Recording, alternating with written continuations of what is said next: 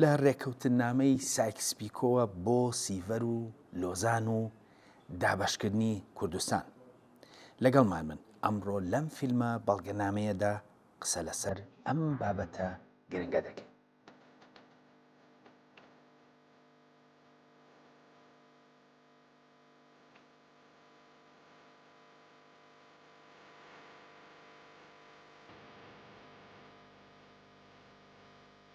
هەمومان ئاگاداری ئەوەین کە بەهۆی گۆڕانکاریە گەورەکانی جیهانەوە نەخشەی ناوچەکە سەر لە نوێ دادەڕێژێتەوە.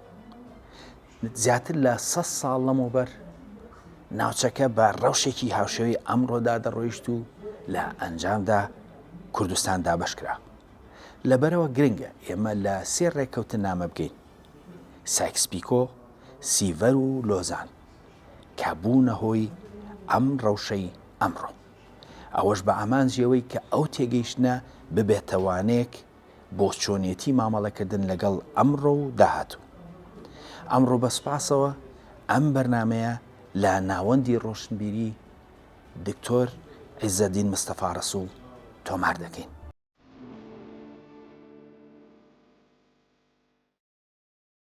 بۆ ئەوەی کە لەم ڕێکەوتنامانە بگەین، دەبێت لە هەلومەرجی جیهانی پێش ڕێکەوتنامەکان بگەین کە یەکەمیان لە ساڵی 1916دا واژۆکرا. ڕۆژهەڵاتی ناوەڕاست بەگشتی ئەو کات بەدەست دوو دەوڵەتی سەرەکیەوە بوو: قاجار و عوسمانی.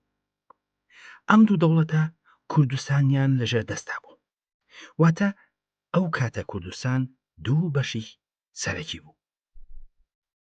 دەوڵەتی عوسمانی لە سەدەی 19دا دەوڵەتێک بوو کە لە زۆر ڕۆ داڕوخا و لاواز بوو، نادادوەری و شەڕ و شۆڕ زۆربەی ناوچەکانی گرتبووە. لە سەرەتای سەدەی 19هەمەوە بۆ خۆکۆکردنەوەی خۆیان و دەسەڵاتە لاوازەکەیان لە هەوڵی ئەوەدا بوون کە حکومڕانیان کەنە ناوەندی و لە ئەنجامدا دەسەڵاتە نیمچە سربەخۆکانی کورد لە هەموو باشەکاندا کەوتبووە ژێر فشارەوە. لاوازی و داڕوخانی دەوڵەتی عوسمانی وای کردبوو کە دەوڵەتەکە ڕوو لە فکری نەژاد پەرستی بکات و ئەوە نەتەوە ناتورکیەکانی ناو ئیمپراتۆریەتەکەی تووشی نیگەرانی و بێزاری کردبوو. بە هەمان شێوەش دەوڵەتی قاجاریش لە هەلومەرجێکی هاوشێوەدا بوو.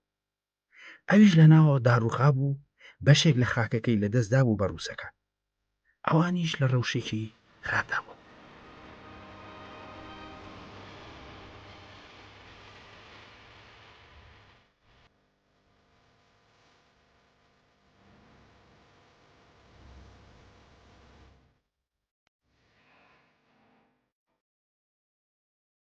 ئەوە هەلومەرجی جیهانی پێش ڕێکەوتنامەکان بوو. لە ڕاستیدا ڕۆژهەڵاتی ناوەڕاست لە سەردەمی تاریکیدا دەژیا. با گشتی ئابووری داڕوخاو بوو، برسێتی و گرانی چەندین جار ڕویان دەدایەوە. کوردستانیش لەبەرەوەی کە بەشێک بوو لە دەوڵەتەکانی قاجار و عوسمانی، ئەویش لە هەژاری و نالەباریدا دەژی.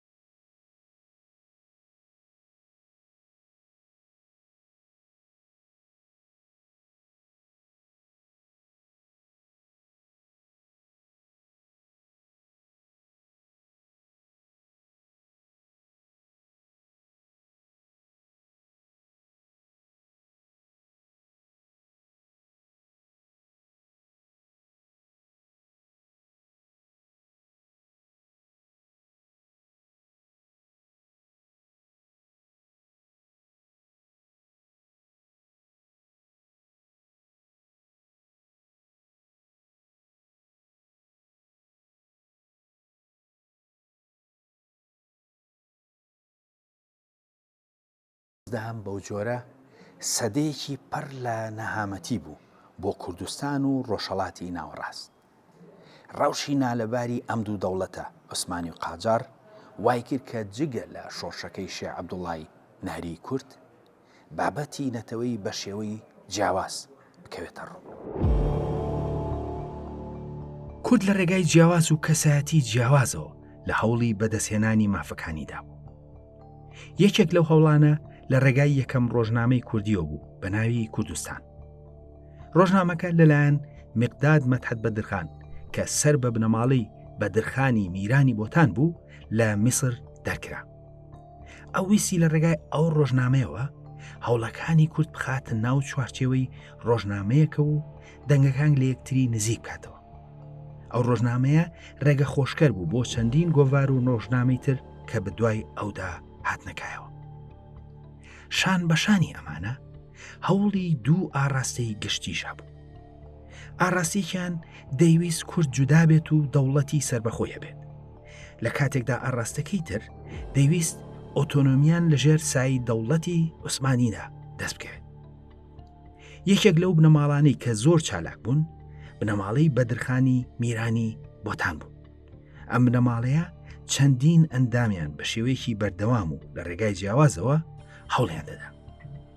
هەندێکیان پەیوەندی باشیان لەگەڵ بەریتانیا و فەرەنسادا هەبوو. بەو جۆرە لە پێش ئەوەی ڕێکەوتنامەکە واژوو بکرێت کورد کەوتووە جوڵە، بەڵام هەوڵەکان بە هۆکاری جیاواز هەوڵی یەکگرتوو نەبوون و کارەکان بەیەکەوە نەبوون و پەش و بڵاو بوون. لە ساڵی 1940دا جەنگی جیهانی یەکەم دەستی پێکرد. لەو جەنگەدا تورکیا و ئەڵمانیا لە دژی بەریتانیا و فەرەنسا و رووسیا و چەند وڵاتێکی تر لە جەنگدا بوون. لە ڕاستیدا لە هەلومەرجی جەنگی جیهانی یەکەمدا بوو کە هاوپەیمانان بیریان لە ڕێکەوتنامەی نهێنی سایکس-پیکۆ کردەوە. لەم جەنگەدا دەوڵەتی عوسمانی لەگەڵ ئەڵماندا بوو لە کاتێکدا دەوڵەتی قاجاری ئێران بێلایەنی هەڵبژارد. بەڵام لە دوای ساڵی 1940ەوە هاوپەیمانان بە جۆرێک دەیانزانی کە جەنگەکە چۆن کۆتایی دێت. لەبەرەوە ویستیان پێش کۆتایی جەنگ قسە لەسەر دابەشکردنی دەوڵەتی عوسمانی بکرێت. ئەوان لە ساڵی 1916 و دوو ساڵ پێش کۆتایی جەنگ ڕێکەوتنامەیەکیان واژوو کرد کە بە سایکس-پیکۆ دەناسرێت. هەروەک بە ناوەکەدا دیارە ئەم ڕێکەوتنامەیە بە ناوی دوو کەسەوەیە. سایکس کە بەریتانیەک بوو بە ناوی مارک سایکس لەگەڵ فرانسوا پیکۆتی فەرەنسی. مارک سایکس ئەفسەرێکی بەریتانی شارەزا بوو لە ڕۆژهەڵاتی ناوەڕاست و بە تایبەت ئاگاداری کورد بوو. مارک سایکس دیپلۆمات و گەڕۆک و ئەفسەر بوو. پێش داڕشتنی ڕێکەوتنامەکە خۆی بە کوردستاندا گەڕا بوو، توێژینەوەیەکی وردی لەسەر هۆزە کوردیەکان نووسی بوو بە ناونیشانی هۆزە کوردیەکانی ئیمپراتۆریەتی عوسمانی. واتە ئەو کەسێکی ئاگادار بوو لە کورد. کەسە فەرەنسیەکەش فرانسوا پیکۆت پارێزەر و دیپلۆماتێکی فەرەنسی بوو کە ناوی چووە سەر ڕێکەوتنامەکە. ڕێکەوتنامەکە بە شێوەیەکی نهێنی لە نێوان فەرەنسا و بەریتانیادا داڕژا، بەڵام بە ئاگاداری رووسیای قەیسەری بوو کە ئەو کات لە جەنگی جیهانیدا هاوپەیمانی ئەوان بوو.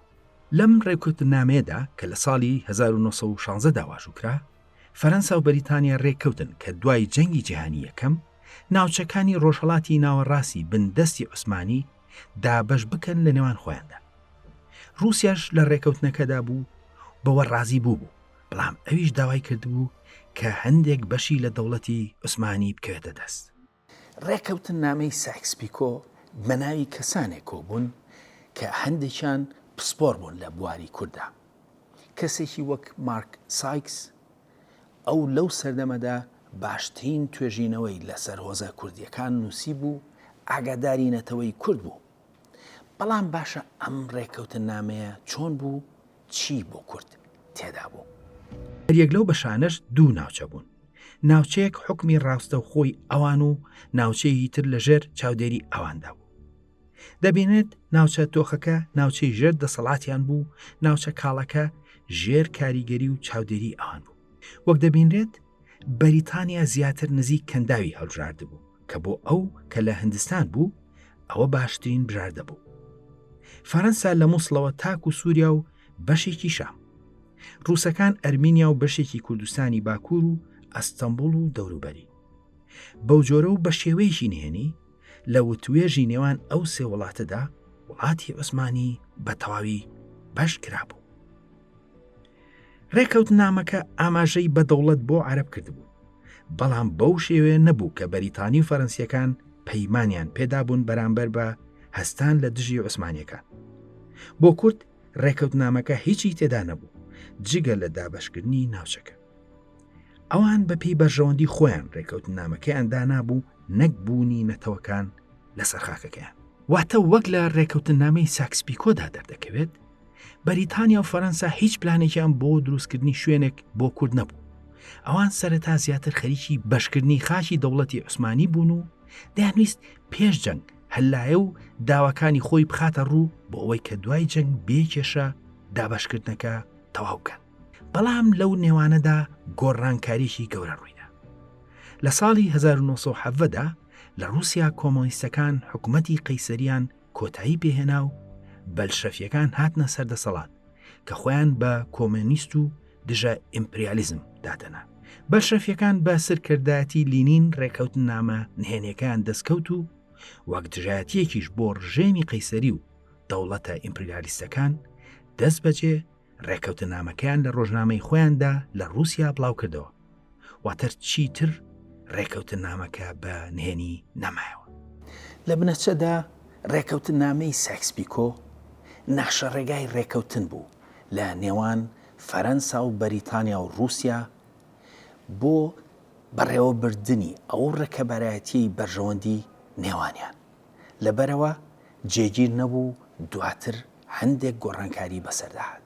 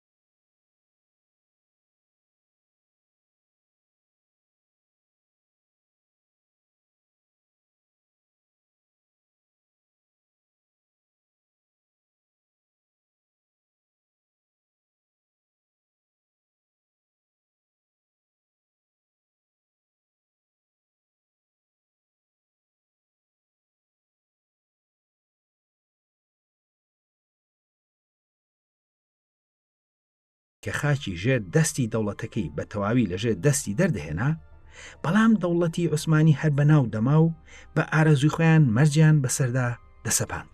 سەرڕایەوە سوڵتان محەممەد ڕێکەوتن نامەی سیڤەری واشوو کرد لەبەرەوەی کە چارەی نەبوو.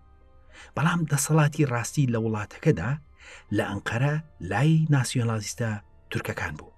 ئەوروپیەکان بە پلانێکی داژەژاو ئەو ڕێکەوتن نامەیان نووسی بوو. ئەوان دەیانویست کە پەلوپۆی دەوڵەتەکە بکەن و بۆ هەتایی تواناکانی واکەم بکەنەوە کە نەتوانێت جاری تر ببێتە هەڕەشە بۆ دەوڵەتە هاوپەیمانەکان. بەپێی ڕێکەوتن نامەکە سوپای تورکیا سنووردار کرابوو بۆ تەنها 50,700 کەس بێ هێزی ئاسمانی لەگەڵ مانەوەی هێزێکی دەریایی بچووک. ئابووری تورکیا دەبوو لە دەست وڵاتە هاوپەیمانەکاندا بێت و بانکی تورکیش بە هەمان شێوە. ڕێکەوتن نامەکە دەرفەتی تەواوی دەدا بە دەوڵەتە بێگانەکان لە کۆنتڕۆڵکردنی ئابووری تورکیادا. جگە لەوە وڵاتەکە دەگرا بە چەند ناوچەیەکەوە و بەشێکی کەمی بۆ دەوڵەتی عوسمانی دەمایەوە. ناوچەکانیش دابەشکرابوون بەسەر یۆنانیەکان، ئیتالیەکان، فەرەنسیەکان، بەریتانیەکان و ناوچەی بۆسفۆروس و داردانێڵس لەبەرەوەی ڕێچکەیەکی ئاوی گرنگ بوو دەسەڵاتی نێونەتەوەی تێدا دادەنرا. جگە لە دابەشکردنی وڵاتەکە دەوڵەتی ئەرمەنیش بە نەخشەیەکی نوێوە دامەزرا. ئەو ئەرمینیایی کە پێشنیاز کرا بوو بەشێک لە خاکی کوردی لە باکووری کوردستان لە خۆ دەگرت. بەپێی ڕێکەوتن نامەی سیڤەر کوردیش دەبووە خاوەنی ناوچەیەکی خۆی، بەڵام بە کۆمەڵێک مەرجەوە. ئەوەی کە بۆ ئێمە گرنگە ئەوەیە کە بزانین ئەو کوردستانی کە لە ڕێکەوتن نامەی سیڤەردا ئاماژەی پێکرا بوو کوێی دەگرتەوە و کورداوای چی کردبوو، ڕێکەوتن نامەکە چی پێدا بوو.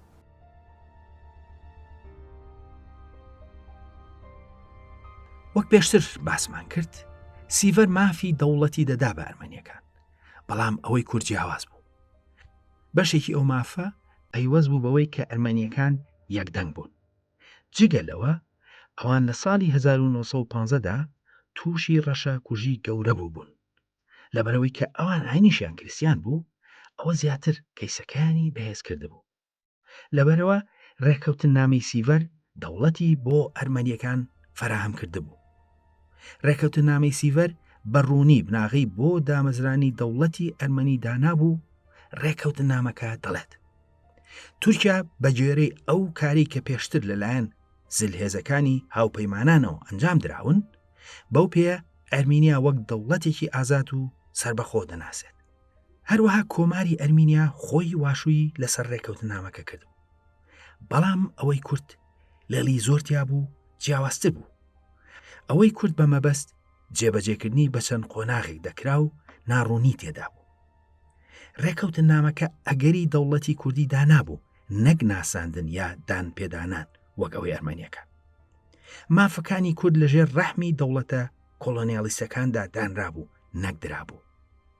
بۆ نمونە برگەی 62 سەبارەت بە کورد داوای دەکرد ئەنجومەنێک کە بنکەکەی لە ئەستەمبول بێت و لە نوێنەرانی بەریتانیا و فەرەنسا و ئیتالیا پێکهات بێت بۆ ئەوەی لە ماوەی 6 مانگدا پلانێکی ئۆتۆنۆمی ناوچەیی بۆ ئەو ناوچانە دابڕێژێت کە زۆرینەیان کوردن. ئەگەر سەرنج بدرێت ڕاستە و خۆ ئۆتۆنۆمی بە کورد نەدەدرا، لە کوردستانی باکووری دەگرتەوە، بەڵام بە ئاشکرا دانیشتوانی ویلایەتی مووسڵی لێ دەرکرابوو. بەریتانیەکان خەریکی لکانی ویلایەتی مووسڵی کوردیەوە بوون بە عێراقی ژێر دەسەڵاتی خۆیانەوە. هەروەها کوردستانی ڕۆژهەڵاتیشی تێدا نەبوو. ئەوە جگە لەوەی کە کوردستانی ڕۆژاواش لەژێر دەستی فەرەنسیەکاندا دەبوو. بەو شێوەیە ڕاستە سیڤەر ئاماژەی بەسەر بەخۆیی دەکرد، بەڵام کاتێک دەچوویتە وردەکاریەکاریەوە دەبینرا ئەویش ئاڵۆزی و ناڕوونی تێدا بوو. لە هەمان کاتدا ئەو بەشەش کە دەیگرتەوە سربەخۆیەکەی ڕۆن و ئاشکرا نەبوو. برگەی 64 لەو ڕێکەوتن نامەیە هەندێ زانیاری تێدا سەبارەت بە پرۆسەی ئۆتۆنۆمی بەرەو سربەخۆی. هەنگاوەکانیش باگشتی بەم جۆرەی خوارەوە بوون. 1. خەڵکی کورد دەبوو بۆ ماوەی ساڵێک چاوەڕێ بکەن دوای ئەوەی کە پەیماننامەکە دەکەوتە بواری جێبەجێکردنەوە. 2. لە ماوەی ئەو ساڵەدا پێویست بوو کە مامەڵە لەگەڵ ئەنجومەنی کۆمەڵەی گەلان بکەن. 3. دەبوو نیشانی بدەن کە زۆرینەی دانیشتوانی ئەو ناوچانە ئارەزووی سربەخۆیی لە تورکیا دەکەن. 4. ئەگەر ئەو مەرجانە جێبەجێ بکرانایە ئەوە ئەنجومەنی کۆمەڵی گەلان دەیتوانی پێشنیار بکات کە سربەخۆیی بە کورد بدرێت. لە کۆتاییدا دەبوو دەوڵەتی تورکیا ڕاستپاردەکەی ئەوان قوبوڵ بکات و دەستبەرداری مافەکانی خۆی بێت بەسەر ئەو ناوچانەدا. بەو شێوەیە ڕاستە ڕێکەوتنامەی سیڤەر سەرەتایەک بوو بۆ دامەزرانی دەوڵەتی سربەخۆ بۆ کورد. بەڵام زۆر لایەنی ڕێکەوتنامەکە لە مەڕ کورد بە ناڕوونی هێڵرا بوو و دەکرا لێکدانەوەی جیاوازی بۆ بکرێت، بۆ نمونە سنووری خاکی کوردستان و ویلایەتی مووسڵ. وەک پێشتر ئاماژەمان پێکرد، بربەت زۆر هەبوون لە بەردەم دروستبوونی ئەو کیانە کوردیەدا بەهۆی ناڕوونی پەیماننامەکە. بۆ نمونە بەریتانیا دەیویست ویلایەتی مووسڵ لەژێر دەستی ئەو عێراقەدا بێت کە لەژێر دەستی خۆیاندا بوو. لەبەرەوە بەیاننامەکە لە کۆتایی مادەی 64دا هاتبوو کە ئەگەر و کاتێک دەوڵەتی سربەخۆی کوردی پێک بهێنرێت، هیچ ناڕەزاییەک لەلایەن جلهێزە سەرەکی هاوپەیمانەکانەوە نابێت بەرامبەر بە پابەندبوونی خۆبەخشانەی کوردانی نیشتەجەی ئەو بەشەی کوردستان کە تا ئێستا لە ویلایەتی مووسڵدا جێگی کراون بە دەوڵەتێکی کوردی سربەخۆی لەو شێوەیە. لە ڕووکەشدا ئەمە وەک ئیمتیازێک بۆ یەکگرتووی کورد دەردەکەوت. بەڵام لە واقعدا بەریتانیەکان ئەو خاڵانەیان دانابوو بۆ مەبەستی تایبەت. بەریتانیا چارەنووسی ویلایەتی مووسڵ کە پێک هاتبوو لە هەولێر و کەرکووک و سلێمانی مووسڵ کە باشووری کوردستانی ئەمڕۆیە لە پرۆسەی سەرەتایی ئۆتۆنۆمی و سربەخۆیی جیا کردبووە. ئەو وابەستەی پێکهێنانی سەرکەوتوانەی دەوڵەتی کوردی باکووری کردبوو. بەو شێوەیە ئایندەی مووسڵ نەبەسرابوو بە پرەنسیپی چارەنووسی کوردەوە، بەڵکو بە ئایندەی بەریتانیاوە بوو لە عێراق. ویلایەتی مووسڵ بوو بە کێشە لەبەرەوەی کە وردە کەمال ئاتاتورک لە تورکیا بەهێز دەبوو داوای دەکردەوە و دەیگوت کە ویلایەتی مووسڵ بەشێکە لە دەوڵەتی عوسمانی. بەڵام بەریتانیا دەیگوت کە بەشێک دەبێت لە عێراق لەبەرەوەی کە کورد لە عێراقدا مافی ئۆتۆنۆمی خۆیان دەبێت. لە ئەنجومەنی گەلان بەریتانیا دەیگوت کورد باشە لە عێراقدا بن کە لەوێ مافی خۆیان دەبێت نەک لەژێر دەستی تورکدا. بەڵام تورکەکان دەیانوت کە کورد لە ڕووی ئاین و کولتورەوە لە تورک نزیکترە وەک لە عەرەب و مووسڵ لە ڕووی مێژوویەوە بەشێکە لە ئەنەتۆلیا. ئەم دوولایەنە هیچیان کوردیان نەدەویست، بەڵکو هەردوو لە هەوڵی وەرگرتنی ئەو بەشەی کوردستاندا بوون بۆ خۆیان. ڕێکەوتنامەی سیڤەر سەرەتایەک بوو بۆ دروستبوونی کیانێکی کوردی، بەڵام ڕێکەوتنامەکە زۆر لایەنی ناڕوون بوو و بربەستیشی لە بەردەمدا بوو. سەر ڕایوانە هەمووی گۆڕانکاریەکانی جیهان و ناوچەکە وایان کرد کە ئەم ڕێکەوتنامەیە بکەوێتە ژێر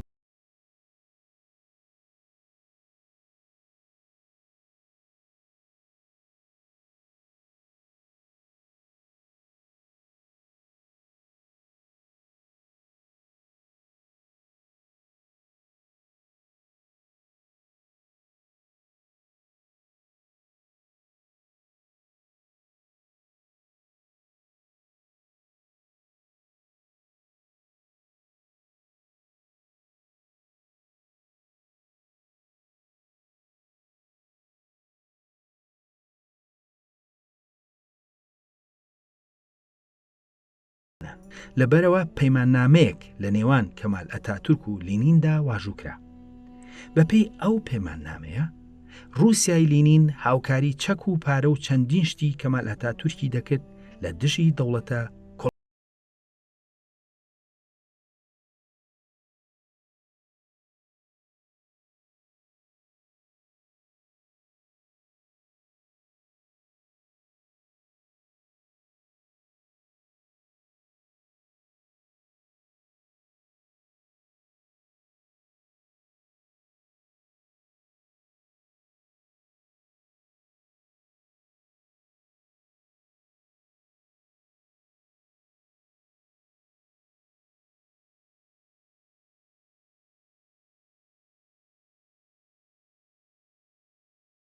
کە هەتاوەکو ئەمڕۆ ئاکامە نەرینیەکانی لەسەر نەتەوەی کورد ماوە.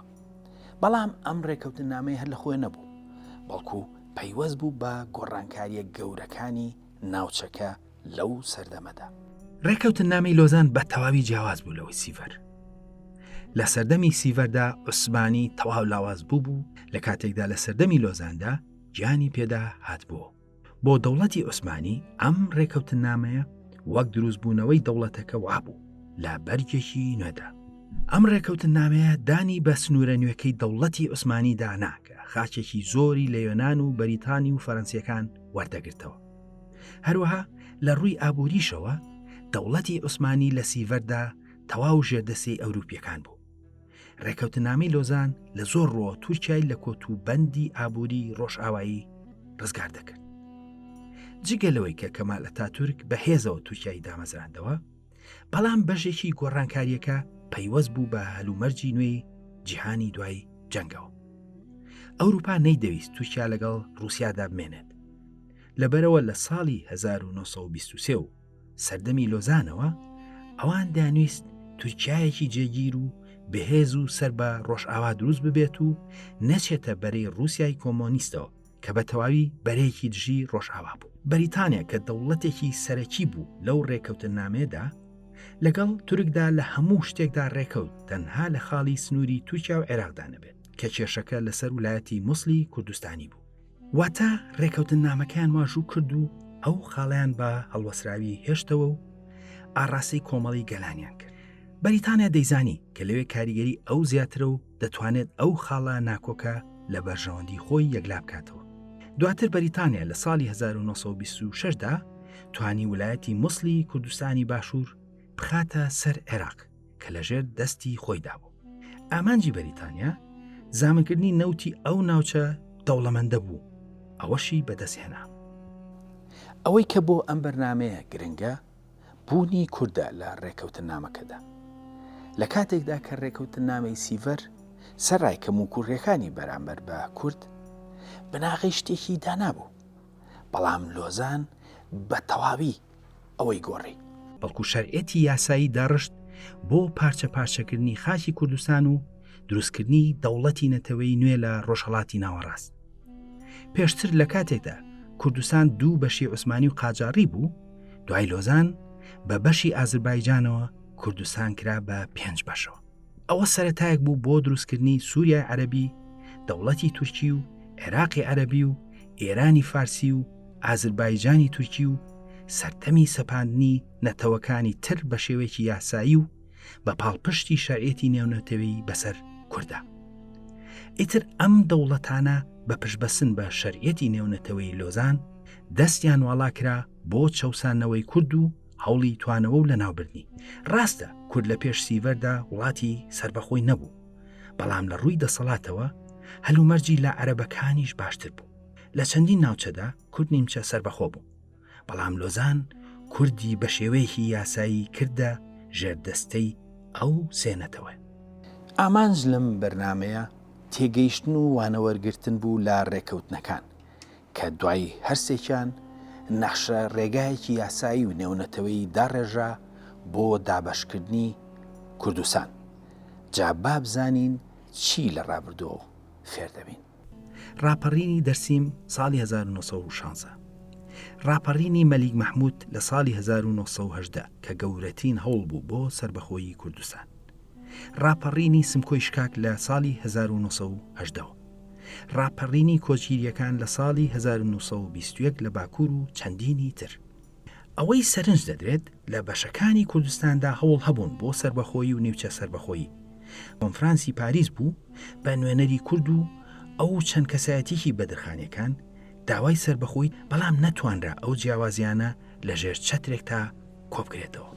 یەکێک لە هۆکارەکان کە نەدەتوانرا کورد لە ژێر چەترێکا کۆبکرێتەوە هەوڵی پێشتری قاجار و عوسمانی بوو بۆ لە ناوبردنی مێرنیشینە کوردیەکانی وەک سۆران، ئەردەڵان، هەکاری، بۆتان، بابان و چەندینی تر. ئەوە هۆکارێکی گرنگ بوو.